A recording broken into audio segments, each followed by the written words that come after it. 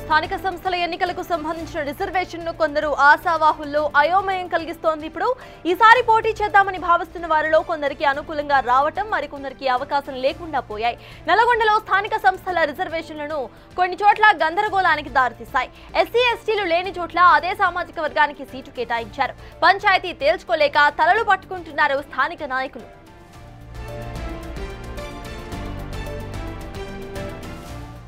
దామరచర్ల మండలంలో ఉన్న తాండాల్లో సర్పంచ్ బీసీలకు రిజర్వ్ అయింది. బట్ ఇక్కడ ఒక్క బీసీ అభ్యర్థి కూడా లేని పరిస్థితి. తండాల నుంచి నామినేషన్ వేసేందుకు బీసీలు కరువయ్యారు. దీంతో ఇక్కడ కన్ఫ్యూజన్ ఏర్పడింది.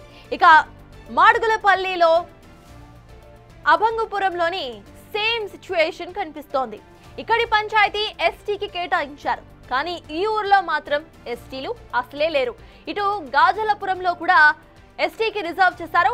ఇక్కడే ఒకే ఒక్క ఎస్టీ ఓటర్ ఉన్నారు. దీంతో ఈ ఓటర్ కి లక్కీ ఛాన్స్ వరించినట్లయింది.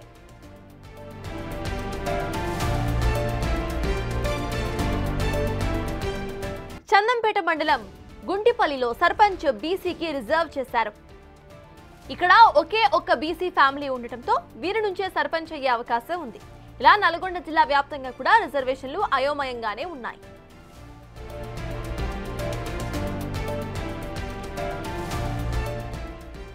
స్థానిక సంస్థల ఎన్నికలకు సంబంధించిన రిజర్వేషన్స్ ఇప్పుడు కొందరు ఆశావాహుల్లో అయోమయం కలిగిస్తోంది. దీనికి సంబంధించిన పూర్తి అప్డేట్స్ మా ప్రతినిధి రమేష్ అందించడానికి సిద్ధంగా ఉన్నారు. రమేష్, చెప్పండి, ఎస్సీ ఎస్టీ బీసీలు లేని చోట వీళ్ళకి మాత్రమే రిజర్వేషన్ కేటాయిస్తూ కూడా ఆ పంచాయతీ స్థానాలను బ్లాక్ చేయడం ఎలా చూడాలంటారు? అక్కడ స్థానికులు ఏమంటున్నారు? అప్డేట్స్ ఏంటి? రిజర్వేషన్లను కేటాయించడం జరిగింది. ప్రతిసారి లాగానే ఈసారి కూడా చేయడం జరిగింది. కానీ కొన్ని చోట్ల మనం ఇందాక చెప్పినట్లు మిర్యాలగూడ నియోజకవర్గం దామరచర్ల మండలాల్లో చూసినట్లయితే 6 తండాలు ఏదైతే ఉన్నాయో కొత్త గ్రామ పంచాయతీలు అయినటువంటి శూన్యతండ, తండ 6 తండాల్లో కూడా మొత్తం గిరిజనులు ఉన్నటువంటి ప్రాంతం, కొత్తగా గిరిజనులతో కూడా గ్రామ పంచాయతీలు ఏర్పాటు కావడం జరిగింది. అక్కడ బీసీ రిజర్వేషన్ రావడం జరిగింది. బీసీ రిజర్వేషన్ రావడం జరగడంతో కూడా అక్కడ 6 గ్రామ పంచాయతీల్లో కూడా ఎవరు బీసీలు లేనటువంటి పరిస్థితి కనిపించింది. అంతా కూడా రిజర్వేషన్ ను చూసి అదంతా కూడా అయోమయానికి గురైనటువంటి పరిస్థితి కనిపిస్తుంది. ఈ విధంగా అక్కడ ఎస్టీ నియోజకవర్గాల్లో ఎస్టీ గ్రామాల్లో కూడా మొత్తం బీసీ ప్రకటించగా, అదేవిధంగా మాడుగులపల్లి మండలంలోని ఆ 2 గ్రామాలు అభంగాపురం కానీ గాజులాపురం కానీ 2 గ్రామాల్లో చూసినైతే ఒక గ్రామంలో మొత్తం అభంగాపురంలో అక్కడంతా ఎస్టీ సర్పంచ్ స్థానం ఎస్టీకి రిజర్వ్ కావడంతో అక్కడ గిరిజనుల లేనటువంటి పరిస్థితి, గ్రామ పంచాయతీలో ఎస్టీ ఓటరే లేనటువంటి పరిస్థితి అయింది. ఇక్కడ మళ్ళీ దేవరకొండ నియోజకవర్గం చందంపేటలో కూడా అదే తీరుంది. చందంపేటలోని గుంటిపల్లిలో చూసినట్లయితే అక్కడ బీసీకి రిజర్వ్ కావడంతో ఆ ఊర్లో ఒకే బీసీ కుటుంబం ఇంకా అని చెప్పుకోవచ్చు, అదృష్టం వరించిందని చెప్పవచ్చు. ఆ గ్రామానికి చెందినటువంటి ఆ కుటుంబం నుంచే ఏకగ్రీవంగా ఎన్నికయ్యే అవకాశం కనపడుతుంది. ఏదేమైనప్పటికీ కూడా ఇక్కడ మొత్తం గిరిజన గ్రామాల్లో నూతన గ్రామ పంచాయతీలో మొత్తం గిరిజనులు ఉన్నటువంటి గ్రామాల్లో బీసీకి రిజర్వ్ కావడంతో కూడా బీసీ అభ్యర్థులు ఎవరు లేనటువంటి పరిస్థితి అయితే ఉందని చెప్పవచ్చు. ఇదే విషయాన్ని ఆ బిగ్ టీవీతో కూడా జిల్లా కలెక్టర్ ఇలా త్రిపాఠి కూడా మాట్లాడడం జరిగింది. అయితే మొత్తం ప్రతిసారి లాగే రొటేషన్ పద్ధతిలో ఏదైతే రిజర్వేషన్లు చేస్తామో అదే విధంగా రొటేషన్ పద్ధతిలో వచ్చింది. ఆ తర్వాత 9 నామినేషన్లు పూర్తయిన తర్వాత మళ్ళీ డెసిట్ వచ్చే అవకాశం కనపడుతుంది. నిర్ణయాల మేరకు నిర్ణయం తీసుకునే అవకాశం కనపడుతుంది. కానీ ఇప్పుడు ప్రస్తుతం ఉన్నటువంటి తరుణంలో కూడా మొత్తం అన్ని గ్రామ పంచాయతీలు రొటేషన్ విధానంలో ఏ విధంగానైతే ఆ రిజర్వేషన్లు ప్రకటించామో అదే విధంగా రిజర్వేషన్లను విడుదల చేస్తామని చెప్తున్నారు. కానీ ఈ గ్రామాల్లో ఏదైతే గ్రామాల్లో మొత్తం ఎస్టీలు ఉన్న చోట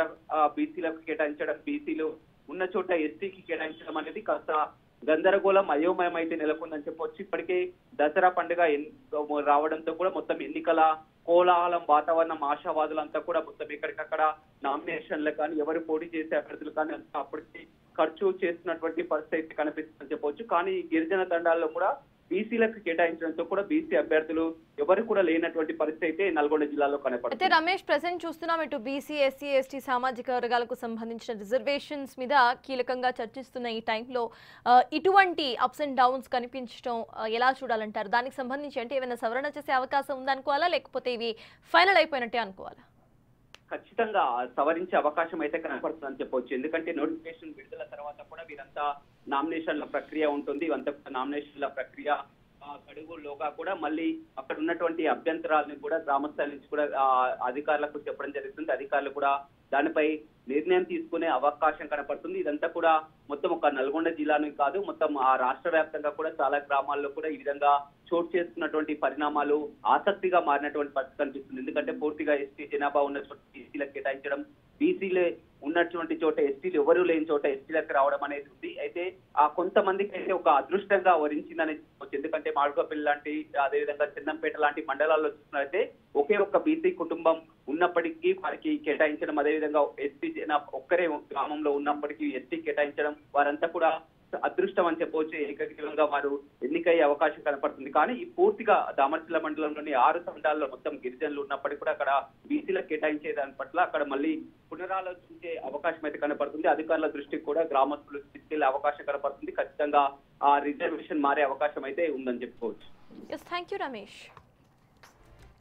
సిఎస్ మొత్తానికి ఇటు ఇప్పటికే ఎస్సీ ఎస్టీ బీసీ సామాజిక వర్గాలకు సంబంధించిన రిజర్వేషన్ కోటాలో డిస్కషన్ జరుగుతున్న ఈ టైంలో ప్రెసెంట్ కొన్ని చోట్ల బీసీలు ఎస్సీలు ఎస్టీలు లేని చోట్ల వాళ్లకు మాత్రమే పంచాయతీ స్థానాలను అప్పచెప్పడం అనేది ఇప్పుడు తీవ్ర కలకలాన్ని సృష్టిస్తోంది. మరి దీనికి సంబంధించి సవరణ ఎంతవరకు చేస్తారు అనేది వెయిట్ చేసి చూడాలి.